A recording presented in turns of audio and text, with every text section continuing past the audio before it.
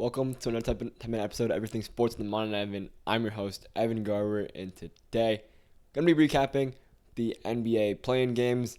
As a Warriors fan, I'm obviously a little bit sad, but all these games two of these games were very interesting, and then two of the games were more so blowouts, but we'll get right into it. We'll start off on the west side, Lakers and Pelicans, which I honestly didn't expect it to be that close of a game. I thought for sure the Lakers were the better team. Of course, yes, you did have Ingram back in this game, but thought that the injury may have hindered him a little bit in this one. But it kind of showed that it did. But the Pelicans were able to stay in it due to his Zion masterclass, 40 points on 17 and 27 shooting, 11 boards, 5 assists, 1 steal, 1 block. I mean, he really did it all out there. Zion did, but the rest of the team didn't really show up. You had Ingram shoot 4 for 12 from the field, and CJ McCollum shoot 4 for 15. So if you have that, or even you just have Zion not get injured toward the end, then Pelicans probably come away with this game. And not to discredit the Lakers or anything, but they necessarily didn't play up to their standards either. AD was 6 for 16 from the field, but of course, 15 boards, 20 points, and then LeBron 6 of 20 from the field, of course 10 free throws because that's the Lakers, and then 23 points. So, and then D'Lo 7 for 14 from the field and 21 points. He probably had the best game out of anybody. But even guys like Rui Hachimura, Austin Reeves, they stepped it up. They played their roles perfectly.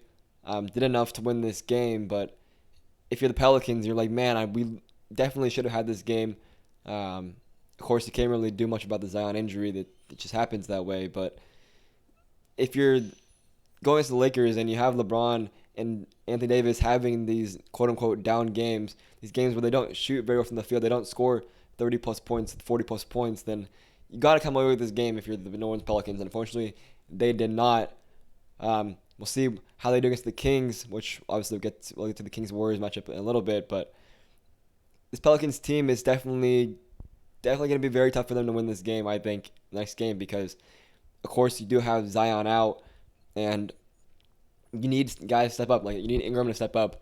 You need CJ McCollum to step up, because this performance is not going to bode very well against the Kings team that, yes, they are struggling as of late, but coming off a huge win against the Warriors. Yes, you got guys from their bench. Yeah, Larry Nance stepped up a little bit. Jose Alvarado stepped up. Trey Murphy III stepped up. But you need way more from your starters. You need more than 9 points from CJ McCollum. You need more than 11 points from Brandon Ingram in order to win this game.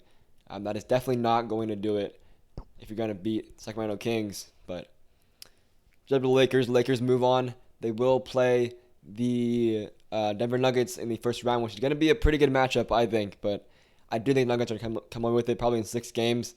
Like I said, the Nuggets team is probably my favorite to make it out the West and maybe even win the title. I think Celtics probably the favorite to win the title, but the Nuggets are close behind them.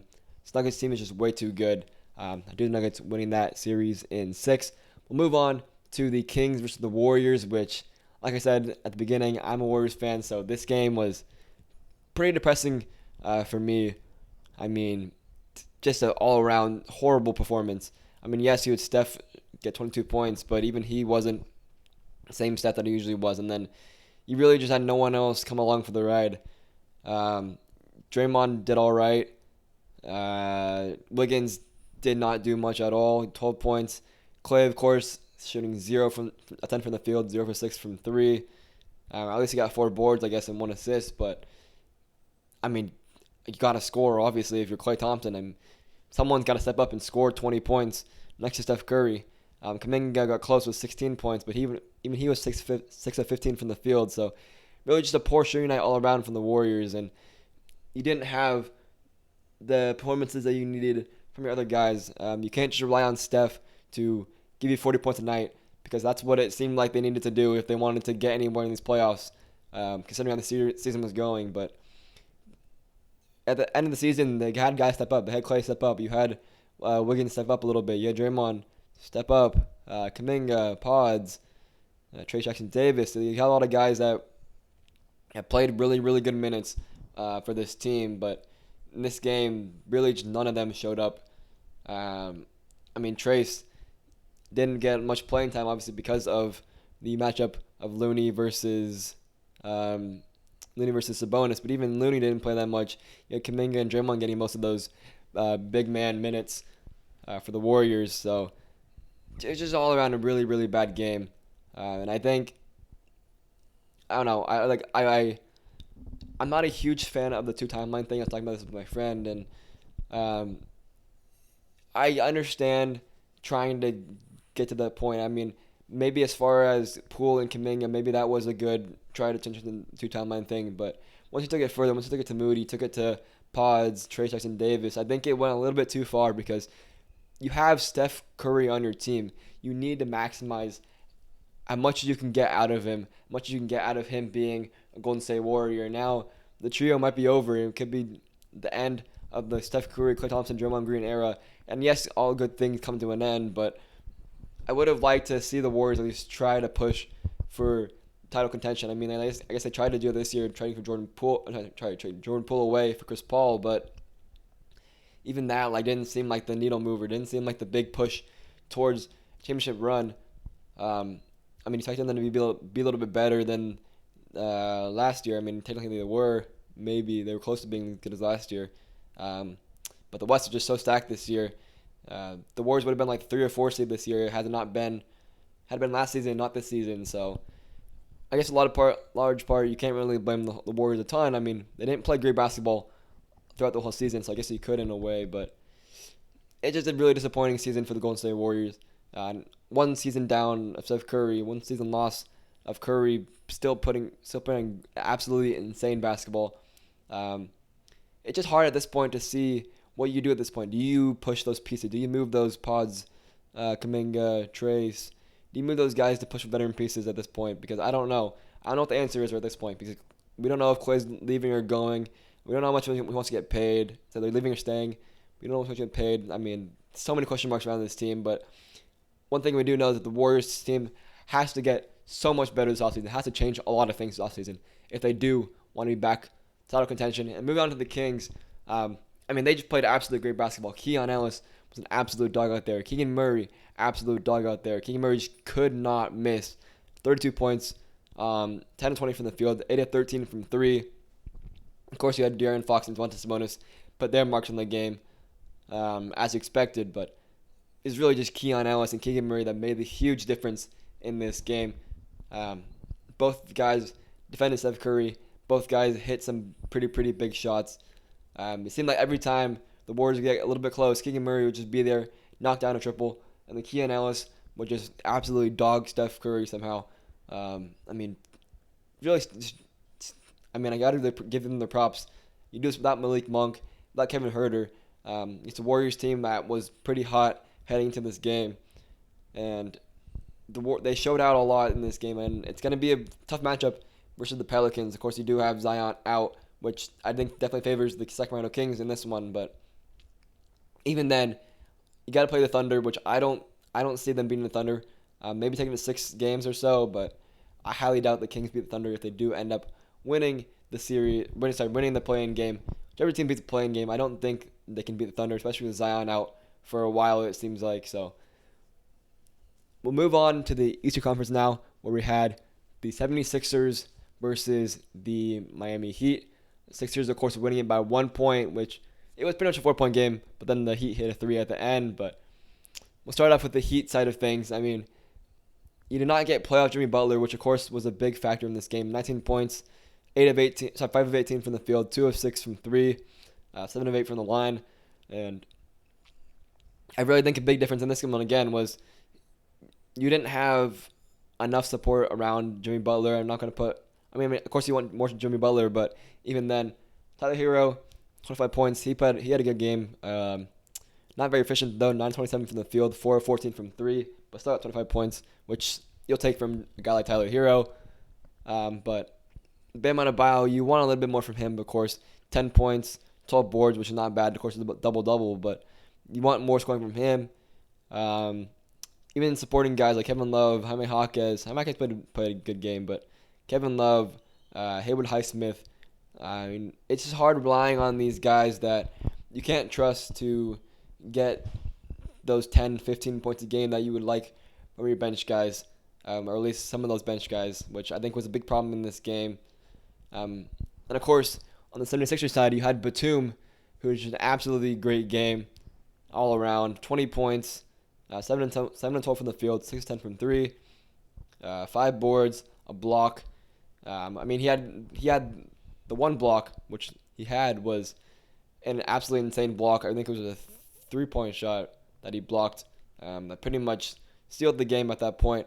Of course, Kelly Oubre with the and one toward the end to break the tie. That ended up being the big difference in this game.